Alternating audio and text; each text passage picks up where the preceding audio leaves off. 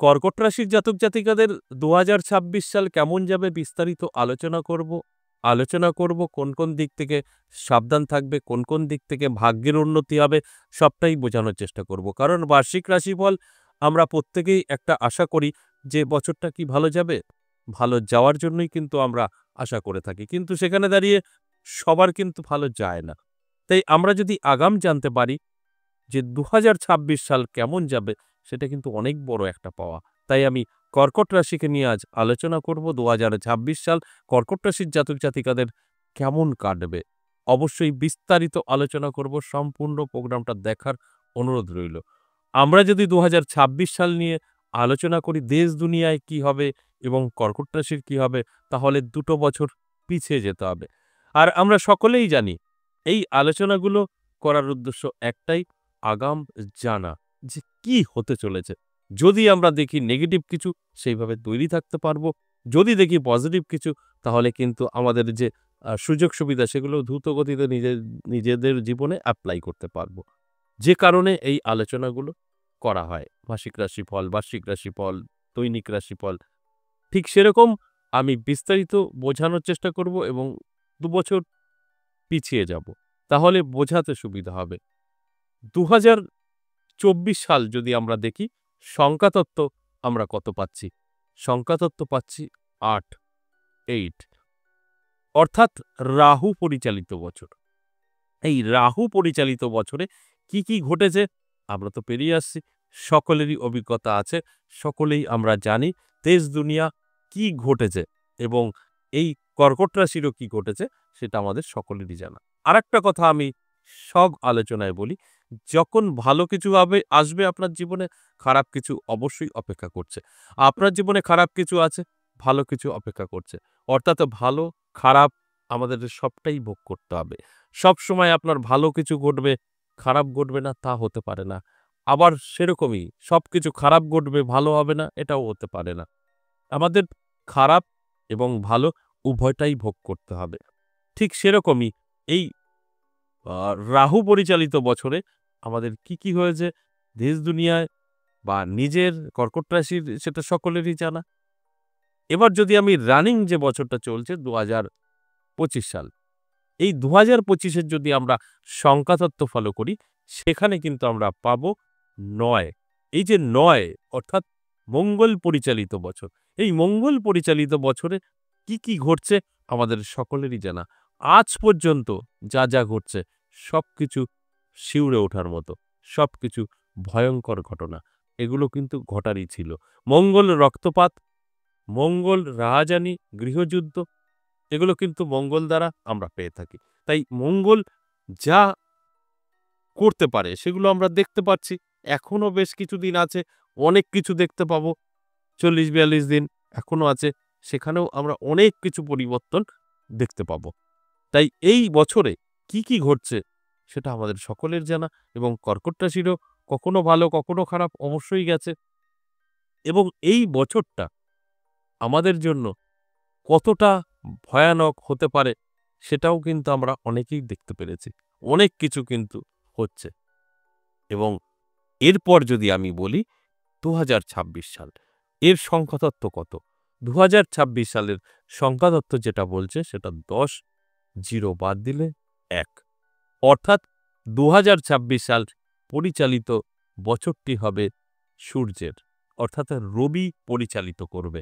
এই রবি পরিচালিত বছর আপনার জীবনে কতটা প্রভাব বিস্তার করবে পজিটিভ, সেটা তো অবশ্যই আমি বলব, আলোচনার মাধ্যমে বোঝানোর চেষ্টা করব।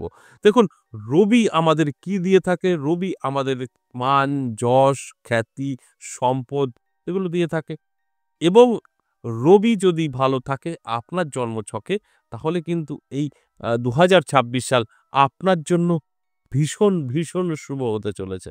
যদি খারাপ থাকে সেখানে কিছুটা সমস্যা অবশ্যই তৈরি হতে পারে। আমি আগেও বলেছি ভালো এবং মন্দ উভয়ই আমাদের ভোগ করতে হয়। তবে দেশ দুনিয়া নিয়ে যদি বলি তাহলে এই ২০২৬ সাল সঠিক ব্যক্তিত্ব ফুটে উঠবে। অর্থাৎ সূর্য হচ্ছে অবশ্যই সৎ এবং স্বচ্ছ মানুষের একদম প্রকাশিত করে দেবে ২০২৬ সালে। অর্থাৎ যারা রাজনীতির সাথে জড়িত আছেন কালিমাখা যারা আছেন তাদের খুঁজে পাওয়া যাবে না। যারা সততা নিয়ে রাজনীতিতে আছেন তাদেরই জয় হবে, তাদেরই কিন্তু সামনে নিয়ে আসবে। এটা অবশ্যই সম্ভব, কারণ সূর্য পরিচালিত বছর। সূর্য এটাই করবে।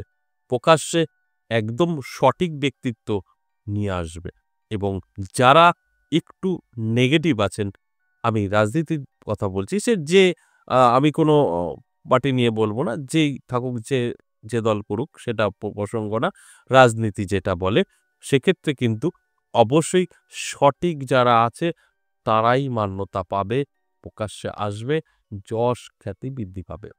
আর যারা একটু অন্য উল্টোপাল্টা চালচলন, তারা কিন্তু মুছে যাবে। সূর্য একদম তাদের রাখবে না। এটা কিন্তু ঘটতে চলেছে। এবং আপনি কর্কট রাশির জাতক বা জাতিকা, আপনি জব করছেন, আপনার জন্য দুর্ধর্ষ হতে চলেছে ২০২৬ সাল।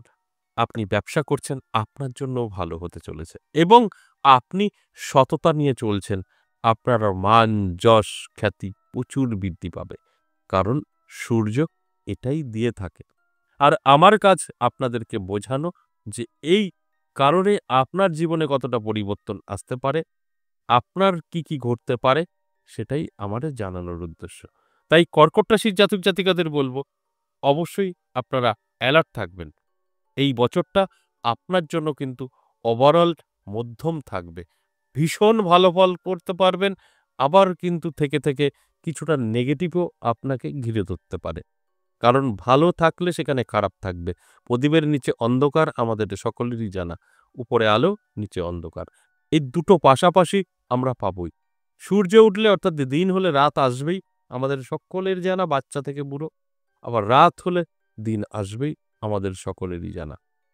তাই একটানা পজিটিভিটি আপনার পুরো বছরটা যাবে একদম না।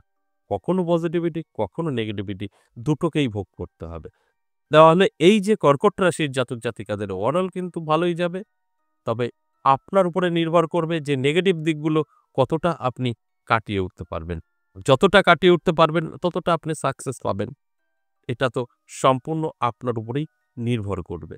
কারণ আমি এই কথাটা প্রত্যেকটা আলোচনায় বলি, আপনি চাইলে আপনি কিন্তু আপনার সমস্ত নেগেটিভিটি দূর করতে পারেন। অর্থাৎ আমি যদি বলি আপনার ছকে আপনার এখন সময় খারাপ বা আপনার বিপদ হতে পারে বা আপনার অ্যাক্সিডেন্ট হতে পারে।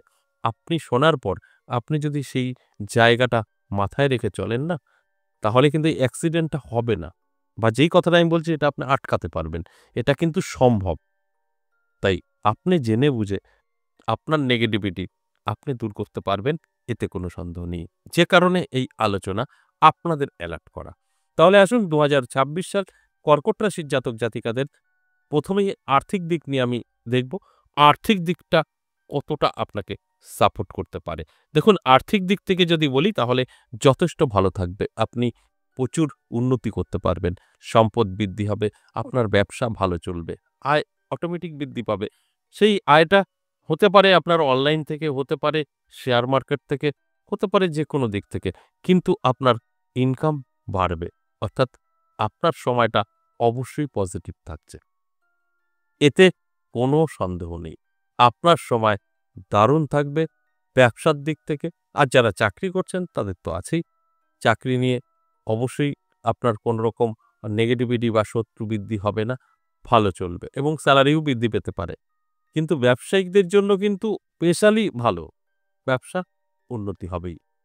এবং বেকার যারা আছেন, বহু দিন ধরে অনেক মানে সমস্যায় পড়ে আছেন। কোনো রকম এর থেকে বেরোতে পারছেন না। কি করবেন বুঝে উঠতে পারছেন না। নানাভাবে আপনি বিপদের মুখে আছেন। আপনার কিন্তু অবশ্যই এই বেকারত্ব দূর হতে পারে। কারণ বেকার আপনার একটা জ্বালা তৈরি করে দিয়েছে। নানা জায়গায় অশান্তি, বাড়িতে শান্তি নেই। এই বেকারদের জন্য কিন্তু খুব ভালো সময় ২০২৬ সাল। আমি বলব ঝাঁপিয়ে পড়ুন, পরিশ্রম করুন। আপনি সাকসেস পাবেনই পাবেন। যদি মনে হয় আমি জব করব, সরকারি বেসরকারি চেষ্টা করছি, ২৬ এ চেষ্টা করুন। 100% আপনি জব পেয়ে যাবেন। যদি মনে হয় আমি ব্যবসা করব, আপনি ছোট থেকে শুরু করুন, সাকসেস পাবেন। কারণ আপনার জন্য এই ২০২৬ সাল অবশ্যই শুরু থেকে ভালোই থাকছে। যদি আপনি বেকার থাকেন অবশ্যই চেষ্টা করতে পারেন। আপনি কিন্তু সাকসেস পাবেনই পাবেন। স্বাস্থ্য যদি বলি কর্কট রাশির জাতক জাতিকাদের বছরের শুরুতে একটু সমস্যা আপনার আসবে। স্বাস্থ্যের নানা রকম সমস্যা তৈরি হতে পারে। মাঝামাঝি থেকে কিন্তু সম্পূর্ণ সুস্থ থাকবেন।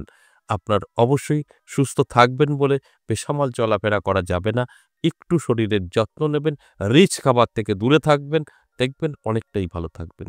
আর আমার এই কথাগুলো জেনে বুঝে যদি চলতে পারেন, তাহলে কিন্তু আপনি ভালো থাকবেনই থাকবেন, এতে কোনো সন্দেহ নেই। তাই আমি প্রত্যেকটা দিনই আপনাদের অ্যালার্ট করার জন্য এই আলোচনাগুলো করি।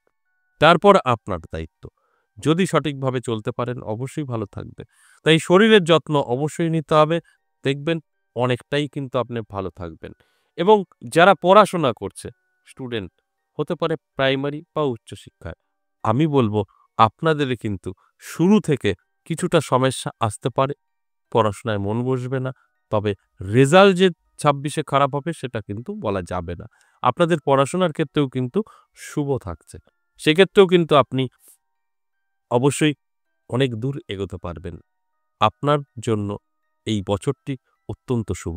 তবে কিছুটা পরিশ্রম আপনাকে করতে হবে। তবেই কিন্তু এই রেজাল্ট আপনি পাবেন। পরিশ্রম বলতে অবশ্যই আপনাকে এই পড়াশোনায় মন বসাতে হবে। ১ম সমস্যা হবে, তাও জোর করে বসাতে হবে। তারপরেই সেট হবে। তারপরে আপনার কেরিয়ার কিন্তু ভীষণ সুন্দর করতে পারবেন। এই ২৬ সালে আপনি কিন্তু অনেক কিছু জীবনের পরিবর্তন ঘটিয়ে নিতে পারবেন। যদি আপনি চান তো, না চাইলে কিন্তু সম্ভব হবে না। অটোমেটিক তো কিছু হয় না। আপনার যেকোনো কিছু করতে গেলে পরিশ্রম করতে হবে। তবে তার ফল পেতে পারেন। অটোমেটিক কোনো কিছুই সম্ভব না। তাই আমি প্রত্যেকটা দিন এই আলোচনার মাধ্যমে আপনাদের অ্যালার্ট করার চেষ্টা করি। এবং যারা অবিবাহিত, বহু বয়স হয়ে গেছে, চেষ্টা করছেন, যোগাযোগ বহু করে কোনো লাভ হয়নি, মনের মতো পাত্র-পাত্রীর সন্ধান পাননি, ২০২৬ এ কিন্তু অবশ্যই আপনার বিবাহ সুসম্পন্ন হতে পারে। আমি বলব শুরু ২ মাস ছেড়ে আপনার কিন্তু বিবাহ যোগ আছে। যোগ তো বহুদিন আগেই হয়েছে। মানে বিবাহ সুসম্পূর্ণ হতে পারে। এর জন্য আপনাকে অবশ্যই চেষ্টা করে যেতে হবে। আর সঠিকভাবেই অবশ্যই যেভাবে আমি বললাম সেইভাবেই আপনাকে অ্যালার্ট থাকতে হবে। অর্থাৎ ২ মাস বাদ দিয়ে আপনি যোগাযোগ করবেন। শুরু থেকে করবেন না। তাহলে আপনার মন মানসিকতা আবারও খারাপ হতে পারে। তাই একটু যদি ওয়েট করে করতে পারেন, সেক্ষেত্রে কিন্তু আপনি সাকসেস অবশ্যই পাবেন। আর আপনার সাকসেস আসা মানে অবশ্যই আপনার জীবন বদলে যাওয়া। এটা ২০২৬ সালে অবশ্যই আপনার সঙ্গে ঘটবে। এবং যারা বিদেশ যেতে চাইছেন, অনেকেই আছে দেশে থাকবো না, বিদেশ যাবো। এই বিদেশ একটা নেশা। আর যাই হোক বিদেশ যারা যেতে চাইছেন, বিদেশের জায়গাটাও কিন্তু আপনাদের শুরু থেকে খুব একটা ভালো থাকবে না। মাঝামাঝির পর থেকে আপনারা বিদেশ যাত্রা করতে পারেন। আপনাদের জন্য শুভ। আর হুটোপাটা করে শুরুতেই যদি আপনারা বিদেশের জন্য আপনারা চেষ্টা করেন সেক্ষেত্রে কিন্তু ঝুলে যাবেন, লেট হবে। আমি বলব অবশ্যই একটু ওয়েট করুন। মাঝামাঝি থেকে চেষ্টা করলে সাকসেস আপনি কিন্তু পাবেনই পাবেন। দেখুন দাম্পত্য পারিবারিক সুখ-শান্তি কি থাকবে? দাম্পত্য পারিবারিক সুখ-শান্তি কিন্তু অবশ্যই আমি বলব ভালো থাকবে। যদি আপনার নতুন বিয়ে হয়ে থাকে সেক্ষেত্রে কিছুটা সমস্যা তৈরি হতে পারে। কোনো ৩য় ব্যক্তির আগমন হতে পারে বা ছোটখাটো সমস্যা নিয়ে অশান্তি তৈরি হতে পারে। যদি আপনার ২ বছরের ঊর্ধ্বে হয়ে থাকে, ৪ বছর, ৫ বছর, ১০ বছর, ১৫ বছর, তাহলে কিন্তু আপনার জন্য ভীষণ শুভ সময়। একটা ভালো টাইম আপনি পেতে চলেছেন। এই টোটাল বছরটাই আপনার জন্য শুভ। এই বছরে আপনি ভীষণভাবে সাংসারিক জীবনে হ্যাপি হতে পারেন। আমি আবারও বলছি, এটা কিন্তু নতুনদের জন্য নয়। নতুনদের কিন্তু উল্টো ব্যাপার হবে। তাই আমি যে কথাগুলো বলছি ভালো করে বুঝতে হবে। তারপর আপনারা এপ্লাই করতে পারেন। যারা নতুন রিলেশনে আসছেন বা নতুন বিয়ে হয়েছে, দাম্পত্য পারিবারিক সুখ-শান্তি তাদের খুব একটা থাকবে না।